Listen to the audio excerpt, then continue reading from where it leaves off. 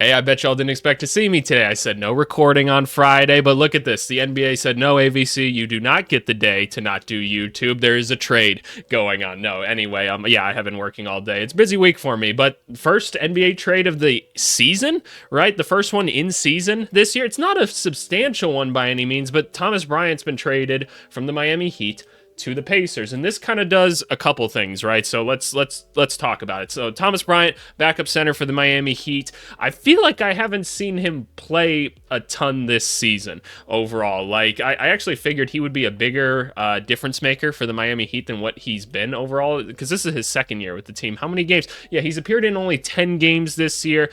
4 points, 3 rebounds. Obviously, he's not hitting like a ton of threes or anything like that. Typically, that's not in his game. But looking at it this year, he actually took one and a half when he was in there, and he hit a couple of them. That's okay. The actual field goal percentage is a little bit down for what you would want out of Thomas Bryant. But overall, 4 points, 3 rebounds. That's Thomas Bryant, right? Backup center, big, bulky dude. He's had some really good moments in the NBA where you're like, wow, this guy's a really quality backup center, right? His ability to be really athletic, be really strong, get underneath the rim, and really just power up, go dunk the ball. Competent from everywhere else in the court, fluid within an offense, totally understandable, right? Also known for making really great facial expressions on the sidelines during games, but anyway, what does this serve, right? What kind of does this indicate about the greater NBA spectrum and everything of trades right now? Is that I think the Miami Heat are trying to make a move before they make a move, if that makes sense. Because if we go and take a look at actual numbers, I haven't like actually read this whole article yet, but I saw they were going to touch on it. Is Thomas Bryant's on a minimum contract, 1 year, about $2 million, right? All they took back was a second round pick. The Miami Heat don't have a ton of draft assets, so that's just a nice thing for them to get. But that $2 million isn't just $2 million in the broader business sense, right? What does it do? It moves them further away from the apron. And just because they're a luxury tax team, you guys often hear me say, if you're a luxury tax team, you're just paying more for every dollar of the player, right? So even though he was only worth $2 million, they're actually saving $4.5 million. That's over twice his salary. Like, that's how crazy this like compounding tax is in the NBA. So just from a business sense, that's awesome. This now also moves them $3.7 million below the second apron, right? So they're a first apron team right now. They haven't hit the second apron. The second apron is extra scary if you're an NBA team. That means like you better be really confident that you can win a championship with this roster if you're in that second apron, right? So now they've moved a little bit further away from that second apron, giving them flexibility to make something else happen. They only have 13 players on the roster right now. You have to have at least 14 players on the roster. You can only do that for up to 2 weeks. So they're going to have to put someone else on the roster, some other minimum contract or something like that, or another trade is incoming and they've got some guys coming in. So we'll see what's happening, but the Miami Heat have to make some sort of move in some way soon, right? And the Miami Heat clearly didn't need Thomas Bryant. He wasn't playing a ton. They have Khalil Ware that's on the roster as well that they can throw in as another center option that they're probably more interested in developing long-term anyway. Makes a ton of sense, right? The Indiana Pacers, they need some center help, right? Because if we go over to the Pacers really quickly, that's not the right Pacers one I wanted to go to. Why does Basketball Reference break them up by these years? I've never actually taken the time to understand that. So if you guys know the answer to that, leave it down below. If we look at their roster, right? If we go over to the forwards, Obi Toppin's not really much of a center. Jarris Walker, you probably don't want him playing the center. Pascal Siakam can, but then Wiseman got hurt, right? Isaiah Jackson's been kind of like in and out of rotations and stuff like that. They've been looking for another solid center behind Miles Turner, and so now they've gone and done that, right? They've added him. Do they have to cut someone in order to make this happen? The Pacers have 15 players and could make another deal in order to send out some salary. Okay, yeah, so that makes some sense. Roster, or does this add, is this 15 now? I guess we could count really quick to actually go see what the number is. So 3, and then you've got, so that's 2, 3, 4, 5, 6, 7, 8, 9, 10, 11, 12, 13, 14. Okay, so yeah, they did have an open roster spot that they could go and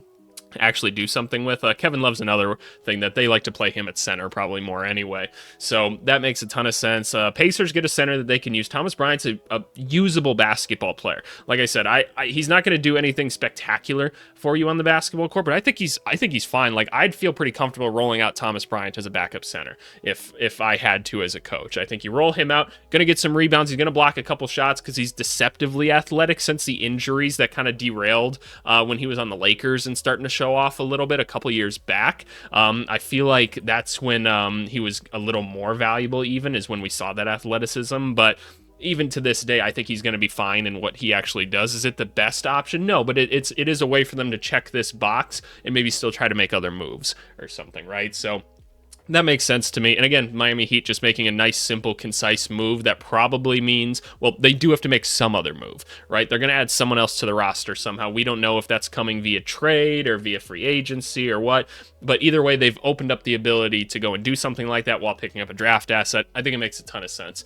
I'm starting to wonder if there's going to be more little trades like this that kind of trickle in as teams start to get ready for like the trade deadline season. We've been speculating a lot that this trade deadline is going to be a little dead in comparison to other seasons that there's been, just because of how complicated the rules are. It's hard to make trades. There's not a lot of incentive always for trading certain people. But you could also say, like, you know, if you're going to make a move, you should make a bunch of moves all at once and just really get yourself set where you want to be instead of just making like tiny little adjusting moves. So I'm very curious how teams are going to start to navigate these newer rules and what kind of strategies are they going to use to set themselves up better for these more complicated scenarios that they find themselves in. But at the end of the day, Pacers got a new backup center that they can use.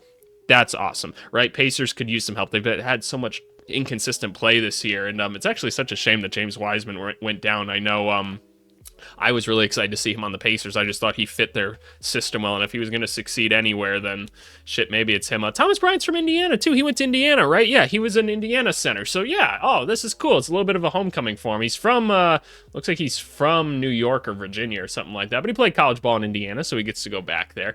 But, no, I'm just very curious about the broader scheme of things. This is very much like the nerds moving their glasses up a little bit and, like, you know, click, click, click, click, click, click, click on the calculator to be like, if we want to be able to make this move, we have to make this one happen type of thing, right? And I like that kind of stuff, right, when we have to make complicated things like that. But anything else that we need to note from here? Bryant could be getting more playing opportunities in Indiana. Yep, that makes sense. Obi Toppin's been backing up Turner, and that could be why Obi Toppin maybe hasn't been playing as well this year, is because he's been a little bit out of position at times. The Pacers play Friday night against the Sixers, but we'll have to wait until at least Sunday's game to potentially add him to the lineup. Okay, fair enough. But yeah, nothing all that complicated. I just wanted to cover that in this one and be like, hey, we have a trade. We have a trade to talk about. So anyway, I appreciate you guys as always. Like, subscribe, comment, do those things. Go join the Discord. Links is always in the description. We're talking about basketball all the time in there. But anyway, appreciate you guys, and we'll talk to you later. Bye.